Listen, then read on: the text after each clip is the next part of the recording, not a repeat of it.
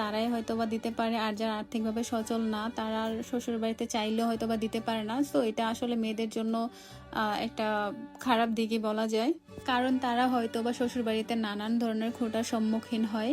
আমি মনে করি আমাদের গ্রাম অঞ্চল থেকে এই প্রচলনটা একদমই উঠিয়ে ফেলা হোক, তাতে করে অনেক গরিব বাবা মারা আর গরিব বাবা মার সন্তানরা হয়তোবা শ্বশুর বাড়িতে একটু ভালো থাকবে। যাই হোক, কথা বলতে বলতে আমি সব ভাজা পোড়া শেষ করে এখানে ছোলাগুলো একটু ভেজে নিচ্ছিলাম এক এক করে।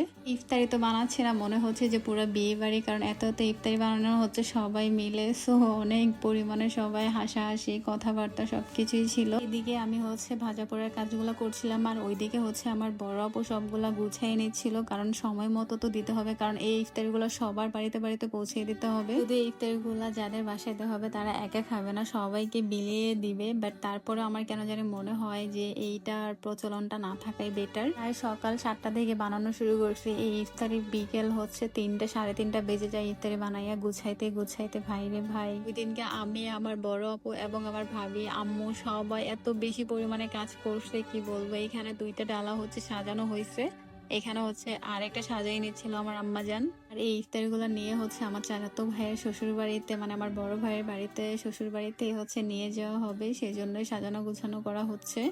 এই যে সবগুলো সাজায় একসাথে করেছে। এখন আমাদের বাসায় যে চ্যাঙ্গা প্যাঙ্গা আছে সবাই মিলে যাবে ভাইয়ার শ্বশুর বাড়ি। ও হ্যাঁ, ভাইয়ার শ্বশুর বাড়ির সবার জন্য নতুন জামা কাপড় কেনা হয়েছে, সেগুলো রেখে দেওয়া হয়েছে, সেগুলো আমি ভিডিও করে নিচ্ছিলাম। তো এই তো, আর এটাই ছিল আজকের ভিডিও। দেখা হবে নেক্সট ভিডিওতে। Thanks for watching.